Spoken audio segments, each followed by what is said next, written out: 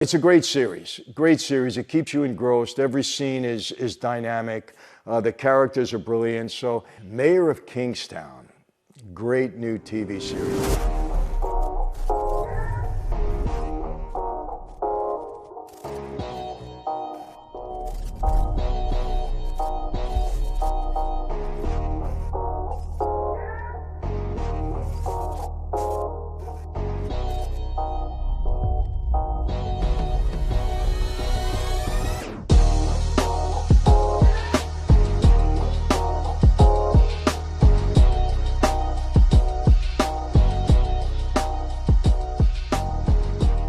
Hey everyone, welcome to another Sit Down with Michael Franzese. Hope everybody is doing well. All is very good, very blessed on this end.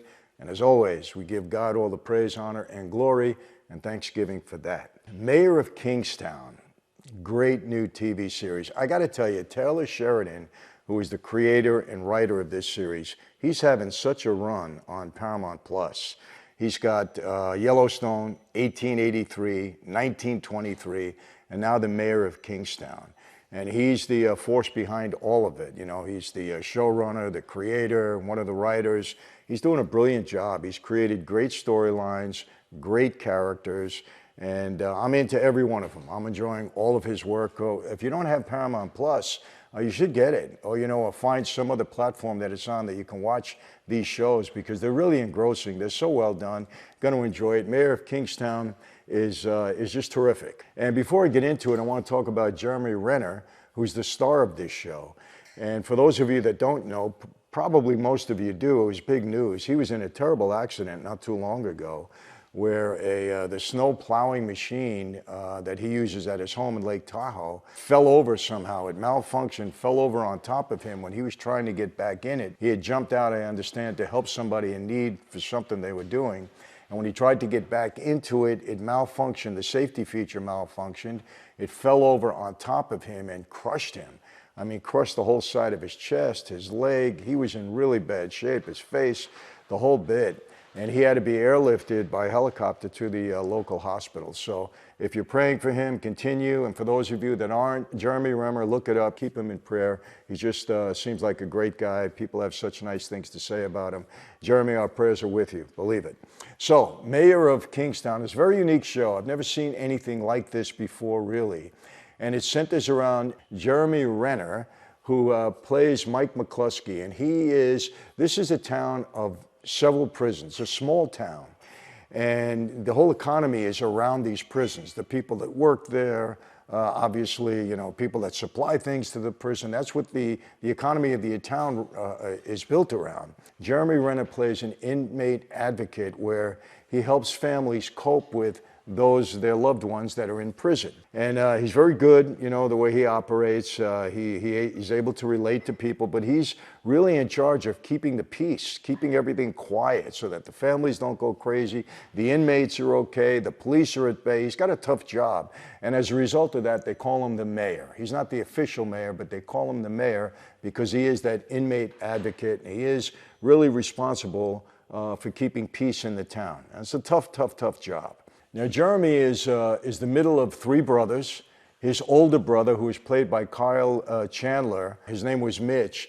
He actually took over this business for the father who was killed. The father ran this business originally, and Mitch took over, and then unfortunately Mitch got killed. He's in some kind of a deal with a fellow by the name of Milo that I'll get into it afterwards. And he's killed while he's opening up his safe. And again, this is, season one, so hopefully I'm not revealing too much for those of you that haven't seen it.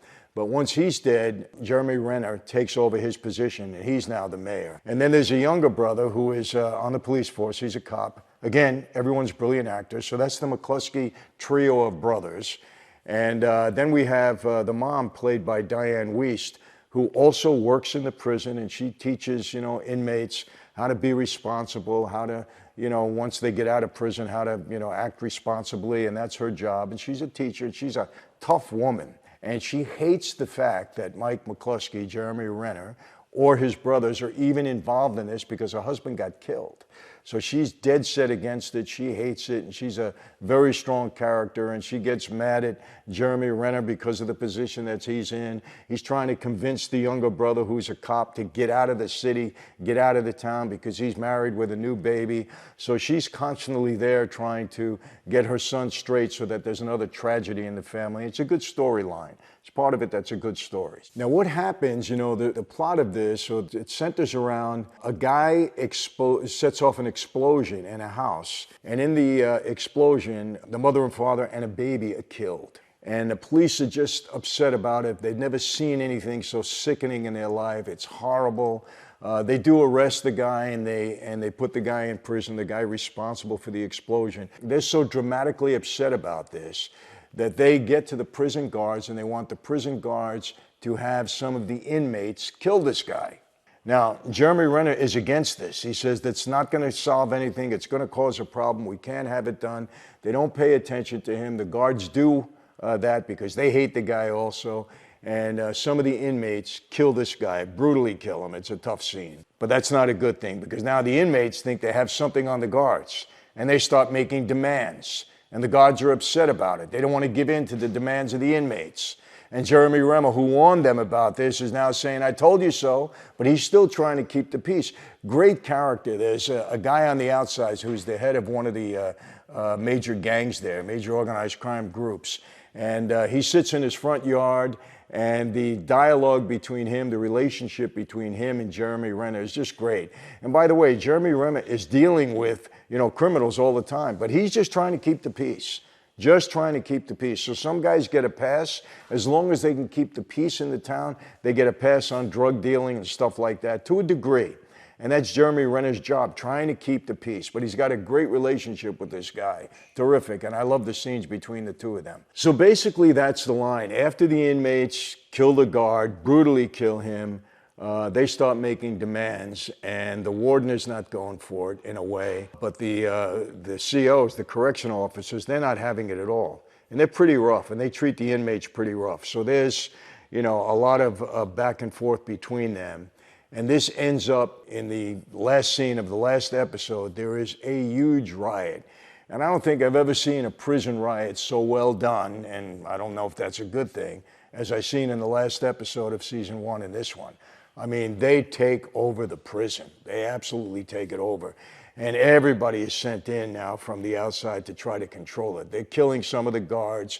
They got some of the guards, kidnapped and captive.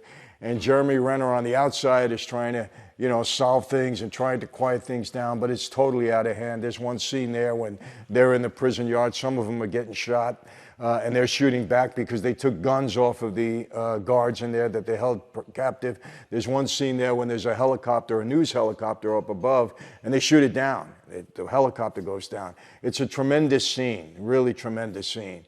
So that's how season 1 ends, in that last scene. Then season 2 begins. And but there's another storyline that I want to get into, and that's Milo and Iris. Now, Milo is a Russian guy, a Russian criminal, who seems to have a lot of authority, a lot of power in there. I think he's been in for 9 years, but he still runs things with his Russian guys on the outside. And once Mitch got killed as a result of a favor or something he was doing for Milo, and Mike takes over, Milo now tries to get Mike to go along with whatever it is. And we don't know what it is that he wants to do. But there's something shady going on. And so Mike refuses. He said, I'm not doing it. Basically got his brother killed. He's not doing it. So Milo sends Iris. And she's basically a prostitute, good-looking woman. He sends Iris over to Mike McCluskey to try to get him to do the bidding. They want to maybe blackmail him, and they use Iris to do so. Well, Mike's not going for it, won't do it. And as a result of that, Iris fails, and they give her a tremendous beating. And by the way, one thing I saw that Milo, all of his girls that he has, he puts a homing device in them. He puts it, embeds it in their skin, so he knows where they are all the time. They give her a beating. Mike tries to hide her. They find her, and they beat her up. They give her a beating. Now she's gone for a while, but Mike feels responsible for this in a way, and he goes after her, and he finds Iris. And there's a scene, actually, where some people had abused her because Milo had given her to some of these other gangster guys. They abused her. They used her as a prostitute, treated her bad. When Mike finds this out and she admits to him that these guys abused her, Mike goes there and kills him, shoots him right in the head. You know, so he's a capable guy in that regard.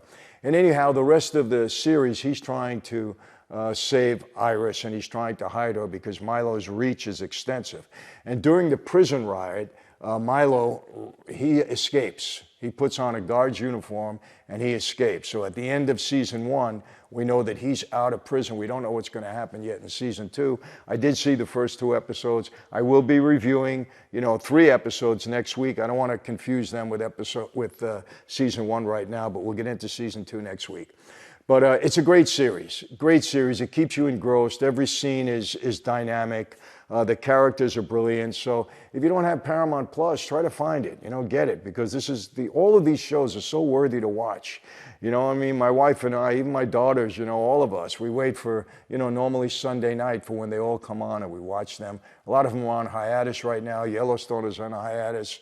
I think 1923 comes back, I think in February. 1883, they're still working on the next season. Again, Mayor of Kingstown is in episode 3 next week of season 2. So it's continuing. Great shows. So that's it for today. Once again, I keep reminding you, on February 18th, I'll be in Warren, Michigan at the Andiamo showroom. I'll be appearing that night. AndiamoShowroom.com for tickets. Still some available, I understand. And also on the 15th, I'll be at the Andiamo restaurant. We're going to do a Franzese wine pairing and tasting there with Joe, the owner. He's a great guy. The food is terrific. So if you're available, come and join us. We'll have a good time. That's it for today. How do I always leave you? Oh, one last thing. We're going to be soon announcing the winner of the 1 million sub. We had a contest going, and, again, we want to show our gratitude for all of you being so loyal and following us to 1 million. We're on a march. I think we're up to, almost 1,010,000 already in the past week. So thank you all very much. But we'll be announcing it. It's going to be a special prize. You're going to love it, guaranteed for the lucky winner. So that's it for today. How do I always leave you? Same way. Be safe. Be healthy. God bless each and every one of you and all your loved ones. And yes, I'll see you next time.